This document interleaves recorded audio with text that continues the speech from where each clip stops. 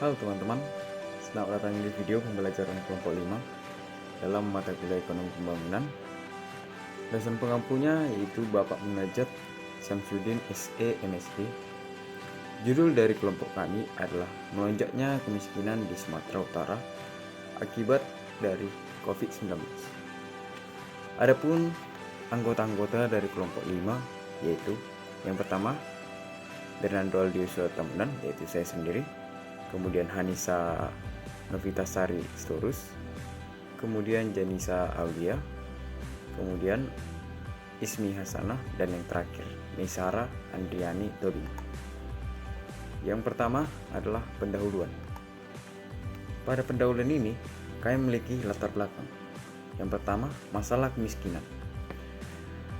Masalah kemiskinan memang telah lama ada sejak dahulu kala.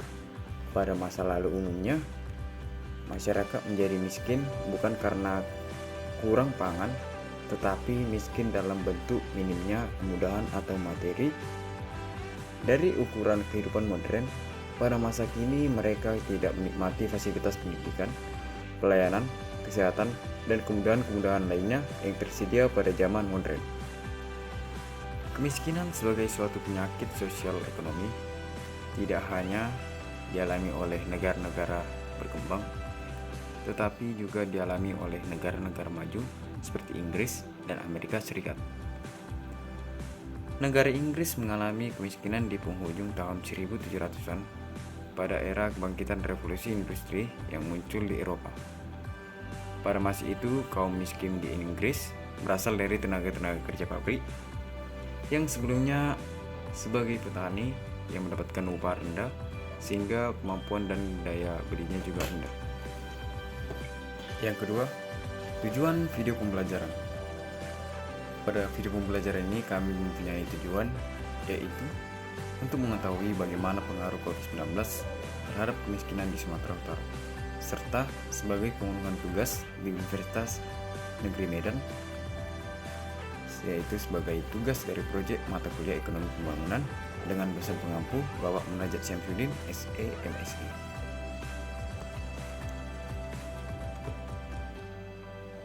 Dan selanjutnya pembahasan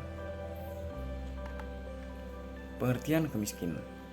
Menurut Kamus Besar Indonesia, kemiskinan adalah keadaan di mana terjadi kekurangan hal-hal yang biasa untuk dipunyai seperti makanan, pakaian, tempat berlindung, dan air minum.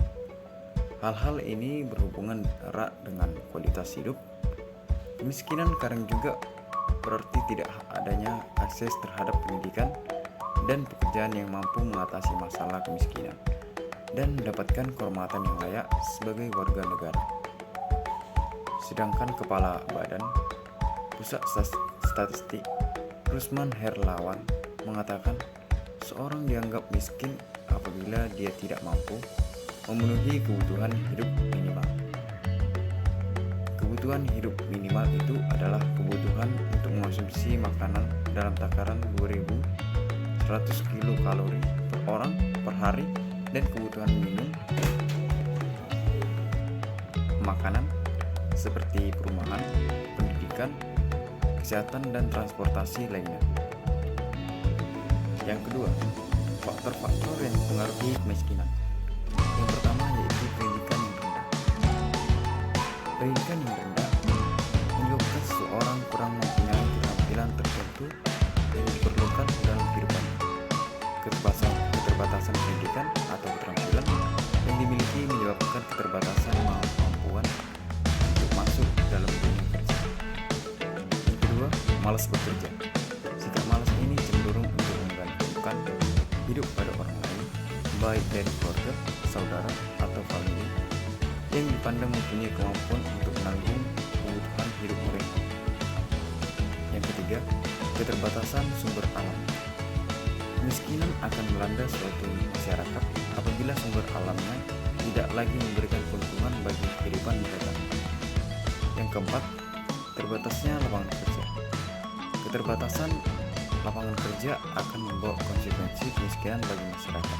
Secara ideal, banyak orang mengatakan bahwa seorang atau masyarakat harus menciptakan lapangan kerja baru. Tetapi, secara faktual, hal tersebut kecil kemungkinannya, karena adanya keterbatasan kemampuan seseorang, baik yang berupa skill maupun modal. Yang kelima, keterbatasan modal. Keterbatasan modal adalah sebuah kenyataan ada di negara-negara yang sedang berkembang. Seorang miskin sebab mereka tidak mempunyai modal untuk melengkapi alat atau bahan dalam rangka menerapkan keterampilan yang mereka miliki dengan suatu tujuan untuk memperoleh penghasilan. Ketiga, kemiskinan di Sumatera Utara. Berdasarkan data Badan Pusat Statistik atau BPS, jumlah penduduk miskin di Sumatera Utara hingga September 2013 lalu mencapai 1.398 jiwa dengan persentase 10,39%. Meski setiap tahunnya penurunan angka kemiskinan, namun tidak mampu membandingkan laju pertumbuhan ekonomi Sumut. Jumlah penduduk miskin di Sumatera Utara atau Sumut memang terus mengalami penurunan dari tahun ke tahun, namun penurunan angka kemiskinan di Sumut tidak sebesar laju pertumbuhan ekonominya. Setiap kenaikan pertumbuhan ekonomi rata-rata sebesar 6%, maka angka kemiskinan di Sumut rata-rata turun 5%. Atau dengan kata lain, elastisitas tingkat kemiskinan Sumut terhadap pertumbuhan ekonominya di bawah angka 1. Target pencapaian penurunan kemiskinan tahun 2014 di angka 10% dan target MDGs sebesar 7,8% tahun 2015 mendatang. Kini pemerintah Provinsi Sumatera Utara terus berupaya mengurangi angka kemiskinan. Untuk itu, semua pihak harus saling membantu agar masalah kemiskinan menurun dari tahun ke tahun. Yang keempat, pengaruh jumlah kasus COVID-19 terhadap kemiskinan. Berdasarkan hasil regresi yang telah didapatkan, jumlah kasus positif COVID-19 berpengaruh positif dan signifikan terhadap kemiskinan. Hal ini dikarenakan semakin tinggi atau banyak orang yang terkonfirmasi COVID-19, maka akan semakin meningkat jumlah kemiskinan di negara tersebut. Hal ini sejalan dengan penelitian yang dilakukan oleh Asner et al. Tahun 2020 bahwa epidemi virus corona membuat jutaan orang jatuh miskin karena kekurangan sumber daya kesehatan, kurangnya sanitasi, dan kepadatan penduduk menyebabkan peningkatan penyakit menular dapat meningkatkan jutaan orang, menambahkan lingkaran setan kemiskinan. Dan penelitian Summer et al. Di tahun 2020 juga menyimpulkan bahwa COVID menjadi tantangan nyata bagi pembangunan berkelanjutan PBB dalam mengakhiri kemiskinan tahun 2030. Karena akibat pandemi kemiskinan global meningkat untuk pertama kalinya sejak 1990 dan bergantung pada garis kemiskinan. Dan jumlah orang yang hidup dalam kemiskinan bisa meningkat sebesar 420 sampai 580 juta. Kondisi terkini. Garis kemiskinan pada September 2021 tercatat sebesar 537.310 per kapita atau per bulan, dengan komposisi garis kemiskinan makanan sebesar 404.860 rupiah atau 75,35%, dan garis kemiskinan bukan makanan sebesar 132.451 atau 24,65% pada periode Maret 2021 sampai September 2021. Indeks kedalaman kemiskinan atau P1 menunjukkan penurunan, dan sebaliknya indeks keparahan kemiskinan atau P2 menunjukkan sedikit peningkatan.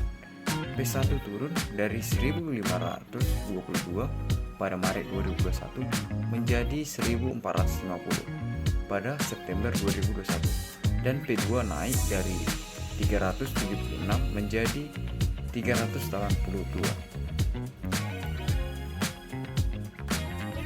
Hal ini mengindikasikan bahwa rata-rata pengeluaran penduduk miskin cenderung meningkat dengan dan semakin mendekati garis kemiskinan.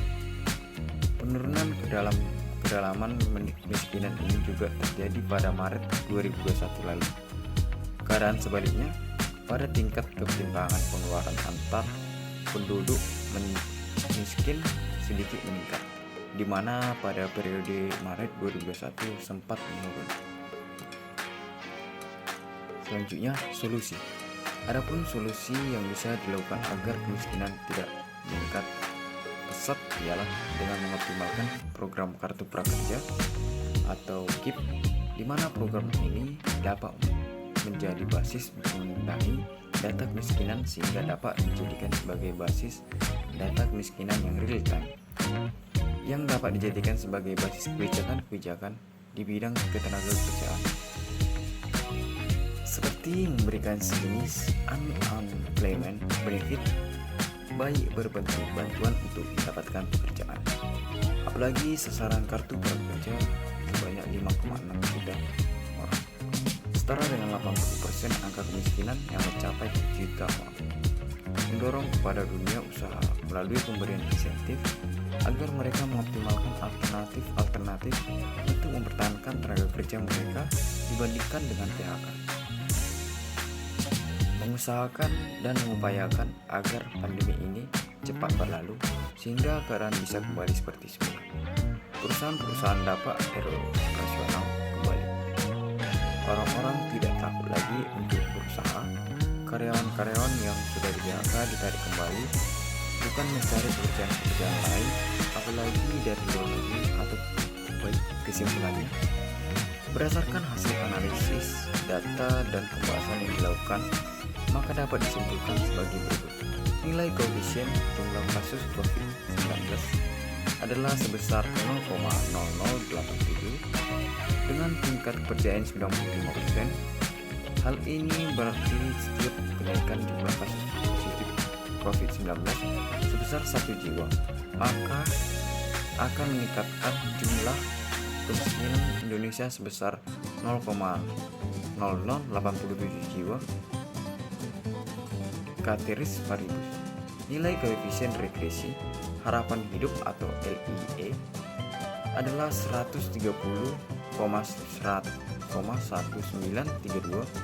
Hal ini berarti seperti kenaikan harapan hidup sebesar 1 tahun, maka akan meningkatkan jumlah kemiskinan di Indonesia sebesar 130,1932 jiwa.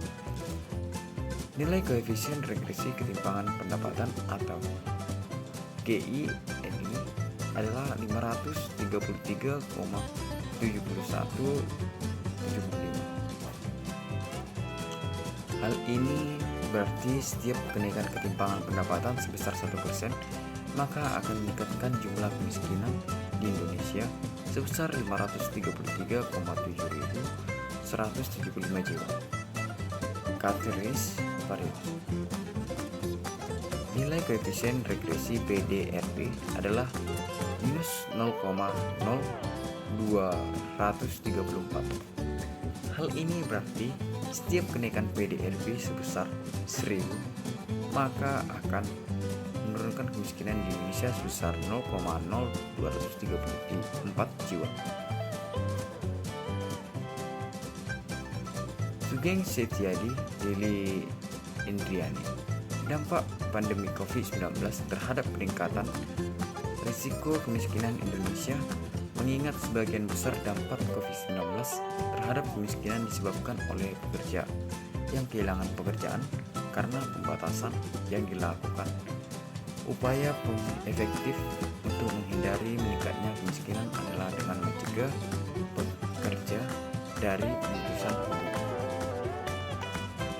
Baiklah teman-teman, mungkin hanya itu saja yang dapat saya sampaikan dalam video pembelajaran saat ini. Mungkin di lain waktu kita akan berjumpa pada video pembelajaran yang akan mendatang. Terima kasih telah menonton. Jangan lupa like, komen, dan subscribe. Terima kasih.